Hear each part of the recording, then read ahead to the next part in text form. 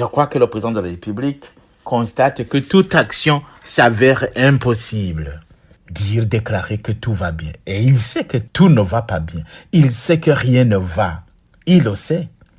Mais il préfère tenir un tel langage, croyant que le peuple burundais, c'est un peuple composé d'ignorants, qui ne sait pas apprécier à la juste valeur ce qu'il voit.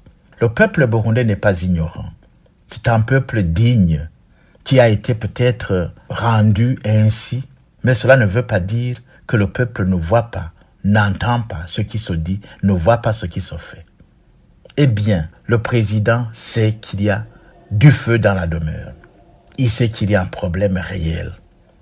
Seulement, qu'ils se rendent compte qu'ils sont à la base de l'évolution de la situation, parce que le parti CNDD-FDD a décidé ainsi de vivre en cherchant à s'accaparer de toutes les richesses du pays et croyant que, par magie, tout le monde va être content et qu'ils vont continuer ainsi.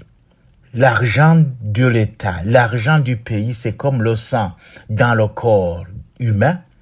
Vous le concentrez dans une petite partie, cette partie va éclater. Et l'argent de l'État, si vous le concentrez dans une petite poignée de gens, eh bien, cette poignée va éclater. Et ils vont se manger. Je crois qu'ils ont déjà commencé. L'ancien Premier ministre devant la barre, il n'a pas caché les mots. Il a dit que s'il est condamné, s'il est emprisonné parce qu'il a de l'argent, des devises à l'intérieur de sa maison, il a dit que tous les généraux ont l'argent de leur maison. Ils ont les devises dans leur maison.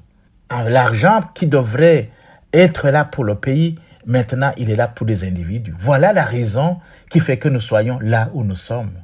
Pourquoi les gens s'étonnent que nous soyons dans un tel état, que l'État court la faillite? Tout simplement parce qu'en réalité, l'argent qui devrait circuler et développer le pays est en train d'être thésaurisé et gardé par un petit groupe de personnes. Qui est-ce qui peut oser aujourd'hui condamner cela? Ce n'est pas le président de la République parce qu'il a dit qu'il était riche depuis très longtemps. Où est-ce qu'il a trouvé cette richesse? Est-ce qu'ils sont rentrés de la brousse riches? Non. Ils se sont enrichis parce qu'ils ont occupé de hautes fonctions. Et cette richesse devrait être en train d'être utilisée pour développer le pays.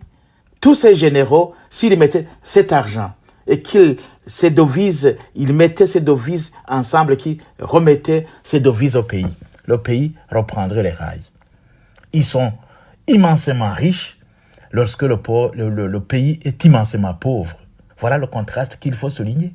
Maintenant, en fait, la solution est que vous dégagiez pour permettre aux autres de tenter de construire le pays. Je crois que vous avez été conseillé d'accepter de s'asseoir avec tous les Burundais qui ont quelque chose à dire pour imaginer ensemble comment sauver le pays. Sinon, si vous gardez votre attitude comme cela, le pays va tomber dans la faillite. Et ça, c'est clair, s'il n'y est pas déjà. Donc la solution, elle est là. Sinon, d'autres solutions viendront qui peut-être ne pourront pas vous contenter. Le peuple mécontent. Mécontent du CNDD-FDD. Oubliez le CNDD-FDD, ça ne veut rien signifier. Ne cherchez pas à vous dire, voilà, nous avons le parti. Vous n'avez rien parce qu'avec votre parti, vous n'avez rien fait. Si ce n'est que piller le pays,